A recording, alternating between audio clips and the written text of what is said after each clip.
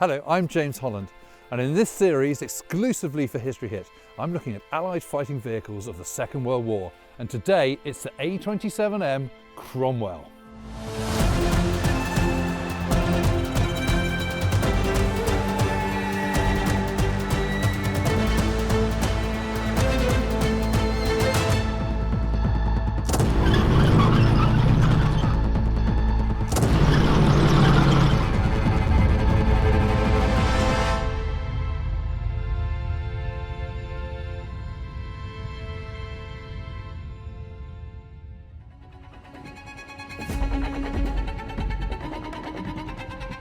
The Cromwell is a British tank that first saw action during the Battle of Normandy in June 1944. It's the development from the A15 Crusader, which then changed into the Cavalier and then the Centaur. And for a lot of people, the difference between a Cavalier, Centaur and Cromwell is really hard to spot, but it is massively different. Different engine, slightly different size, and just a much more polished and efficient beast. It's got a 75mm quick-firing main gun and two Bisa 7.92 machine guns. It's the lowest of all major tanks by the end of the war in terms of profile, which was a huge, huge advantage. It's nearly 6.5 meters long, 3 meters wide, and just under 2.5 meters high. It weighs 27.5 tons, and it packs a mean punch as well. It's got lots of really, really good features to it. And it was really quick. This tank could go over 40 miles an hour if it really needed to, which is some speed for a 27-ton beast like this.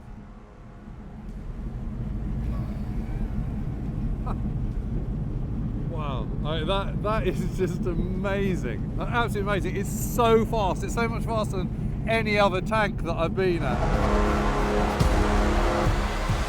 This is a really, really good all-round tank. It's a fast tank, it's incredibly maneuverable, it can turn on a sixpence, and that gives you a kind of sort of flexibility which many other tanks don't have. And although British tanks in the Second World War have had a pretty bad press, I reckon this one's not bad at all.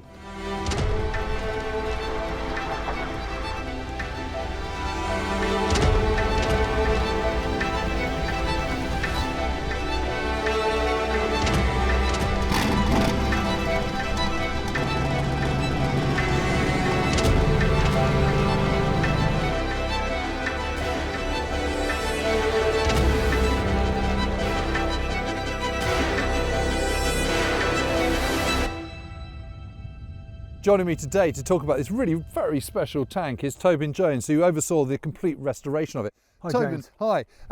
Tobin, this is a pretty special tank, isn't it? Because there aren't any others. Yeah, the Cromwells and the Cromwell derivatives are very rare today. You just don't see them. Most of them were used up either in the war or after the war. They were sold as scrap, and right. So they don't survive.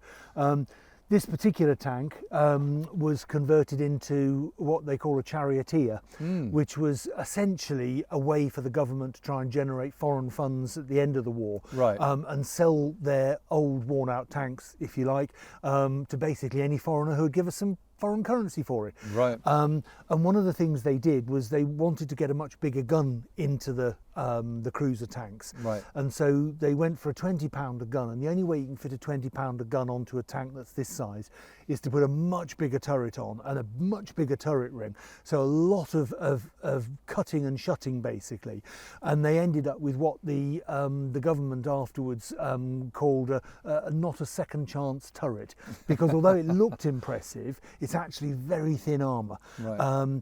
And this particular one was sold out to Finland. Right. And the Finns had quite a few of them as part of their defence force, and that's why it survived. Right. It ended up being dumped in a forest in Finland along with a number of other tanks and was just left, and eventually it was bought by enthusiasts and returned back to this country. And you've completely restored it. And how long has it taken to do that? Oh, a long time, a good 2 years.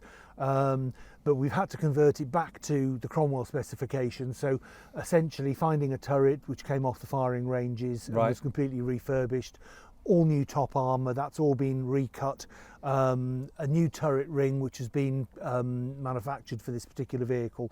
A great deal of work, but it's worth it. You can see the vehicle here today. Yeah, no, it looks absolutely incredible. And the Cromwell, it has an interesting kind of development process, doesn't it? Because the sort of bottom half of it is very similar to the Crusader, the earlier kind of fast tank. And Yes. Britain has this kind of a different approach to tanks from others, because they have infantry tanks, they have light tanks, and the light tanks are there for reconnaissance work. You've got the infantry tanks to work with the infantry, and they're slow and cumbersome, but very thickly armoured, and you know, the Churchill tank is the development of that. And then you have cruiser tanks, which are what other people call medium tanks, which are there for really for exploitation. And this is the old sort of cavalry role, isn't it? Absolutely. The idea was that it was an all-rounder tank. It needed to be reasonably well armoured, carry a good punch in the form of the gun, be powerful enough to move quickly to exploit breakthroughs in the lines. Yes. And this was the standard cruiser tank. So what happened essentially was that the Crusader, which was itself a development of the A13 tank, Right. which was not very successful for hundreds of reasons, but was a better attempt at getting that all-round balance. Yeah. And if you look at historically at tank development in all of the countries, it's always been the difficulty of finding this balance between firepower, manoeuvrability, speed, armour, weight, all that kind of stuff. Because every time you put armour on something, it means it's heavier, which means it needs a more powerful engine, which needs a more powerful chassis, broader chassis. Absolutely. And one of the other things which gets forgotten in that equation is also being able to produce them, because so many of these tanks were designed during peacetime, Right. and so mass production wasn't something that was really planned.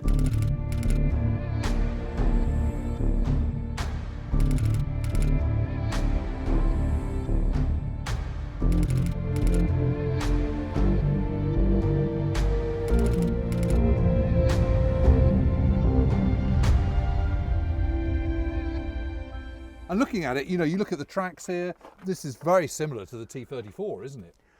Yeah, there are quite a few similarities in that they've got Christie type suspension, which allowed you to move quickly, the double wheels, and also to a degree, but more so on this, you've got a double skinned wall here, because the suspension So this is elements, actually quite solid and thick, is it? yeah, this is about an inch and a bit thick. Wow. Before you get through to the suspension, and then you've got another wall before you're into the. So you've got sort of 3 inches of armour or something. That's right, which makes it nice and strongly armoured from the side. And this all looks quite simple and uncomplicated.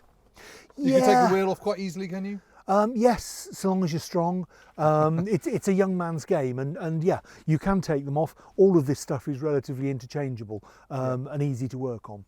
And this, I noticed, the hatch, this is very different from other tanks, isn't it? Flipping heck, it's heavy. God, look at that. Whoa.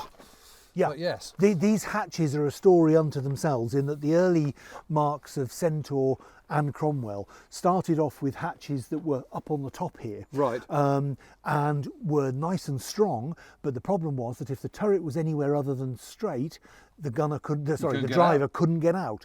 So although they had an intermediate type with a section of hatch that could be lifted out and pulled into the turret, into the driver's compartment to allow you to get out, it's really a bit second best. Right. And so they then came up with this idea of the corner door, which looks a little bit Heath Robinson, mind your head, but it actually works really, really well. Even a big bloke like me, the first time I went into one, I thought my stomach would stick in it. My stomach went in without a problem. It tends to get you on the chest. But they were smaller guys in those days. Yeah, that's certainly true. But it's also a very strong door, so gives a good solution.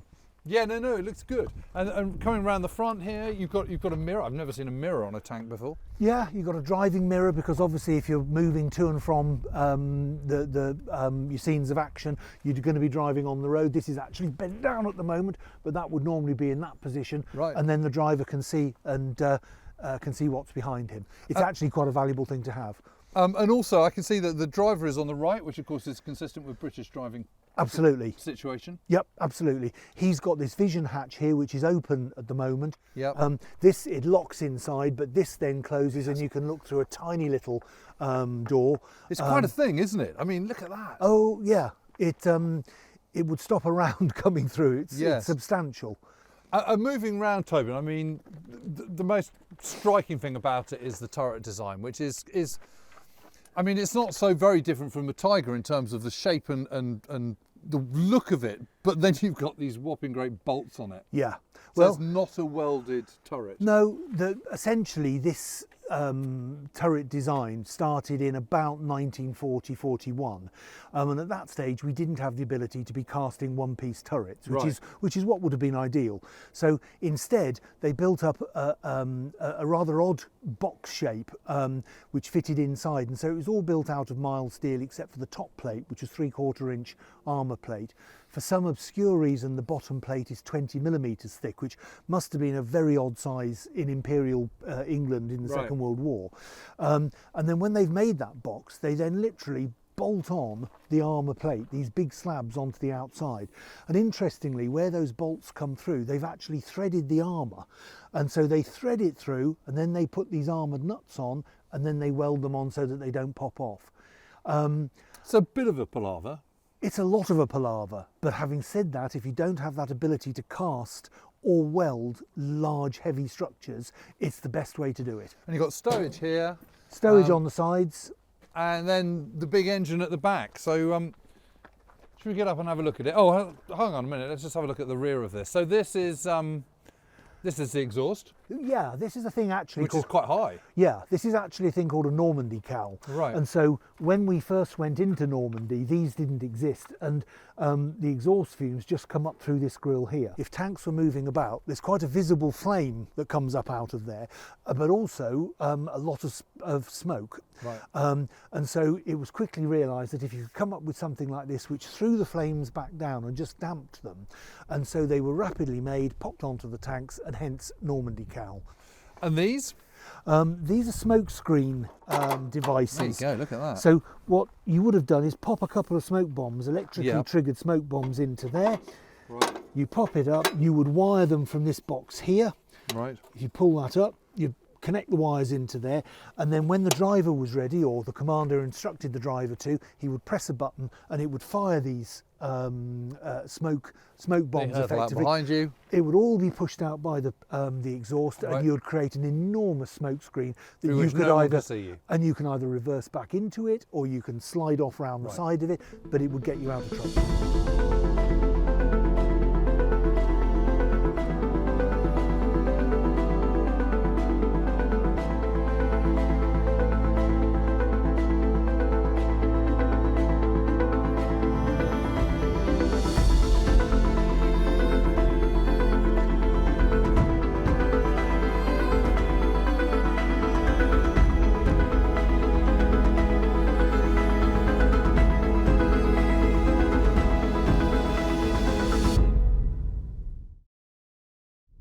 So should we clamber up? Let's clamber up.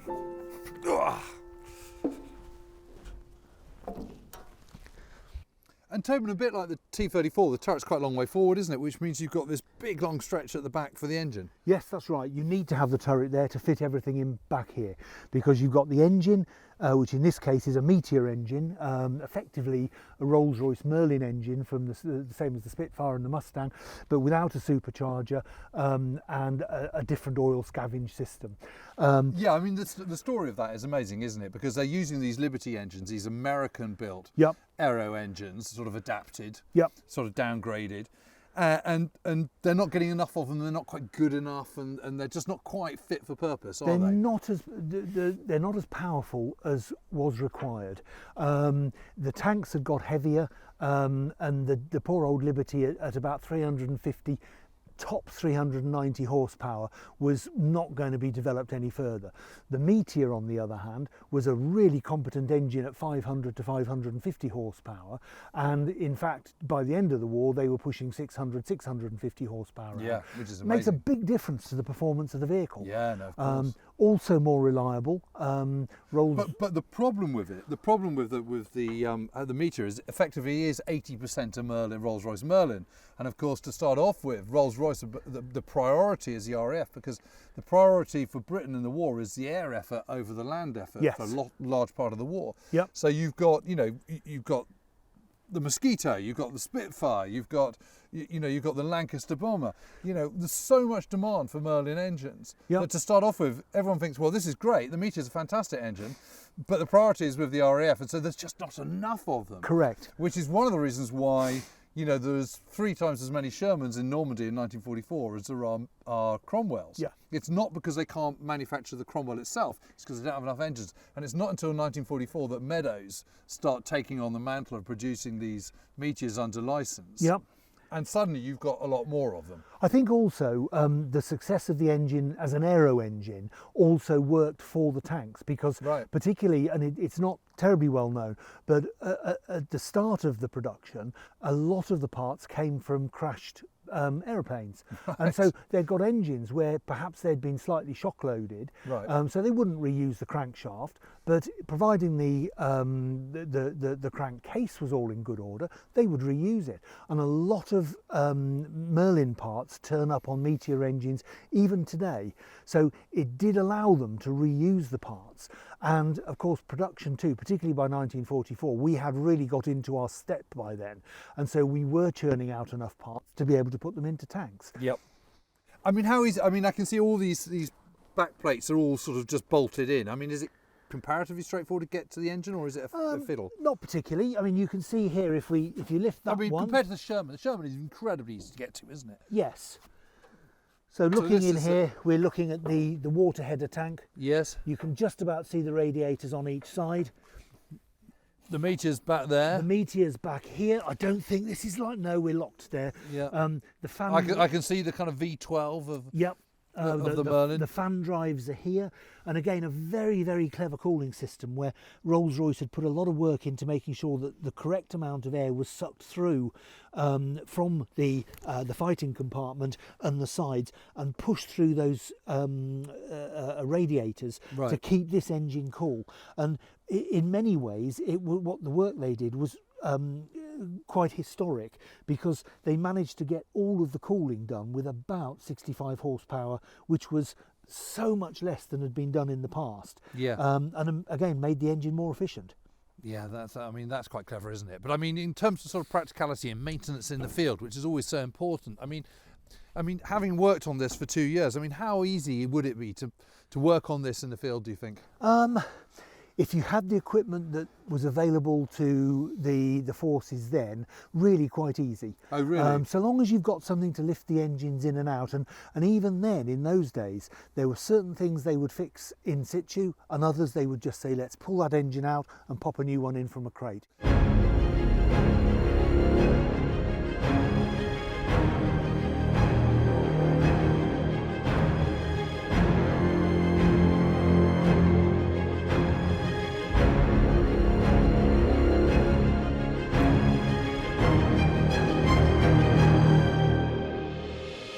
Well, Tobin, this has got lots of similar features to other tanks, but it also feels quite different. Not partly because of the silver paint, but you know, here we've got the number 19 set, you know, which is standard for British tanks. Correct. But one of the things that strikes me here is, you know, this is the commander's position here, where I'm sort of squatting down, and there's this stand which is quite good, and you can see it kind of sort of folds up if you need it to, but you can stand on that and perch out of the cupola.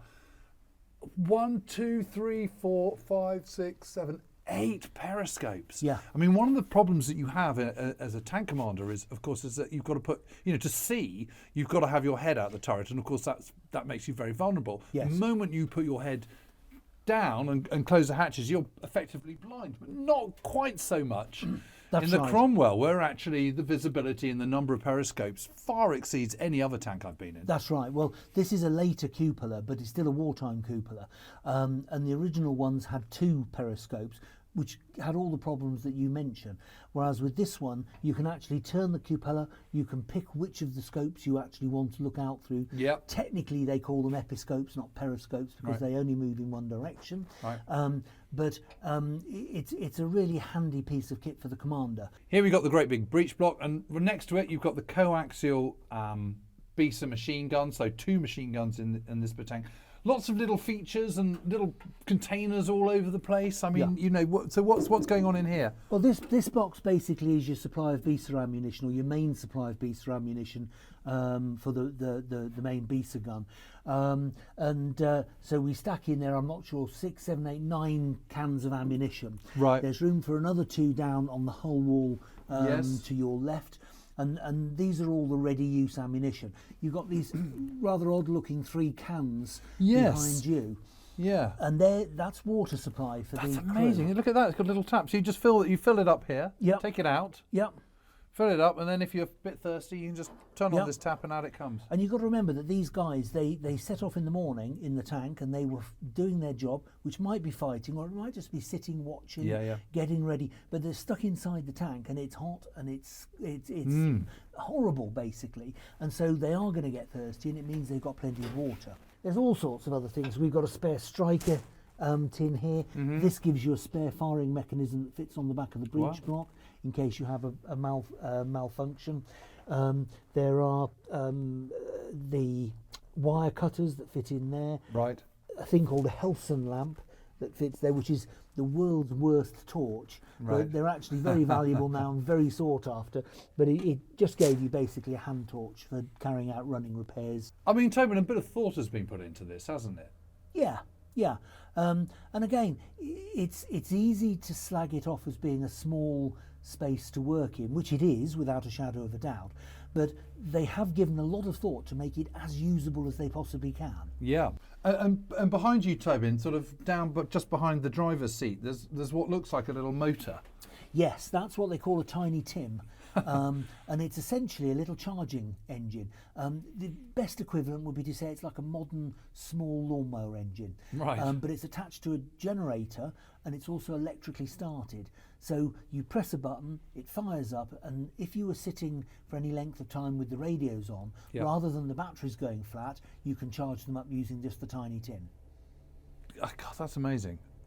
Yeah, and I think, and one other thing, just briefly to mention, is that what's not fitted here at the moment is the recoil guard, and so there would normally be a fairly large assembly here, which would effectively divide you and I. Yeah. And it was just to stop when the gun recoils backwards, to stop any crew members getting their body behind it. Yeah. Well, you want that, don't you? Well, you do, but interestingly, my understanding is that it was the first piece that was taken off and thrown away on most Cromwells. Oh, really? Well, it gets in the way. Stops you moving about. But well, it might do, but it also prevent, I suppose, if you're careful. But heat of battle and all the rest of it, that coming back. I mean, I think they not gonna spent be much left in your hand, I think they spent a lot of time moving about and being obstructed by it, and not that long in combat. So they felt it was a trade-off. Well, I think it's pretty impressive in here.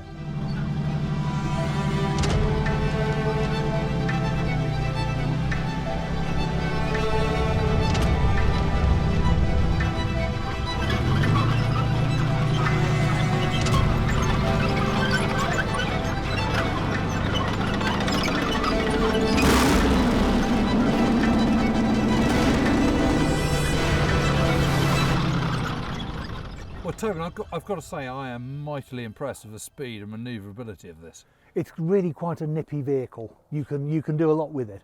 Yeah, you absolutely can. And I think it's often sort of underappreciated what an advantage that is. Because, I mean, obviously this is not competing with a Tiger or Panther in terms of armour or in terms of gun size. But what people noticed in that kind of last 11 months of the war in Northwest Europe is that he who hits first tends to come out on top, regardless of the gun. Yes. And what this low profile gives you is that ability to kind of, creep up, hit behind a hedgerow, manoeuvre, and also if someone then sees you, then you can get the hell out of there really, really quickly. It's that overall combination of firepower, armour, manoeuvrability, size, all the things which you need if you're going to actually survive on the battlefield. I think it's a nice package. We'd started to get our act together in terms of the tanks we were producing, and this did the job. This was a very good medium tank. Yeah. You can see that we followed the idea of it right the way through till after the war, so it must have been pretty good. Well, one of the criticisms of the Allies in the Second World War is that they were too slow, too stodgy, too kind of sort of, cumbersome in their approach. But actually, if you think about this, you know, immediately after, I mean, this absolutely held its own in Normandy, but after Normandy, and then you've got the kind of the big breakout and the Great Swan across northern France, over the River Seine, up into Belgium. I mean, leading units with these are doing 75 miles a day, Yeah. you know, 300 miles in 5-6 days, something like that. I mean, that is really, really going some. And actually, that's quicker than the Germans achieved from Germany to France, the French coast. The Atlantic coast, back in May 1940 at the height of the Blitzkrieg. And of course, as we know, the Germans were kind of renowned for their speed of manoeuvre and all the rest of it. So it just goes to show what can be done when you've got tanks like this. Yeah, and in essence what we'd done is turn Blitzkrieg round onto the Germans, and we were suddenly putting up together an all-arms force which was quick and was designed for purpose, and the Germans could no more handle it than we could back in 1940. No, absolutely. Normandy was never a place for tanks like this to be fighting, well, for any tanks to be fighting, and it was in that breakout and when it was rolling up effectively the Third Reich and getting to the heart of matters that these vehicles absolutely came into their own. Yeah, and just gave the whole of the British Army, you know, a real speed and flexibility. But there's another thing that this tank can do, which no other tank can do, and that was during Operation Market Garden. And these were leading the way with 30 corps as they were trying to open up that corridor towards Nijmegen and Arnhem. And the technique was to fan out either side of a bridge, and then when they got to the bridge, you know, clear the either side, and then kind of beetle across the bridge itself, and then fan out again on the other side. So what they've done is they've done this, got across the bridge, fanned out on one side, and suddenly they find themselves in the midst of a German anti-aircraft battery of the dreaded 88s, which, as you know, can also be used as anti-tank guns. Yeah. So they suddenly think, yikes, you know, we need to get out of this. And on their flank is a narrow canal. So they take a run at it and a whole troop jumps the canal. Yeah, this is a manoeuvrable and fast vehicle, and you could do things like that. And we think it's a cracking piece of kit, and it's one that's been much underrated, mainly because there haven't been an awful lot of them around. But we're hoping to change that over the next couple of years or so. Well, Tobin, it's really good of you to bring this out, and your restoration is amazing, and it's been fantastic to be able to put it through its paces, so thank you. Absolute pleasure, and we must do it again.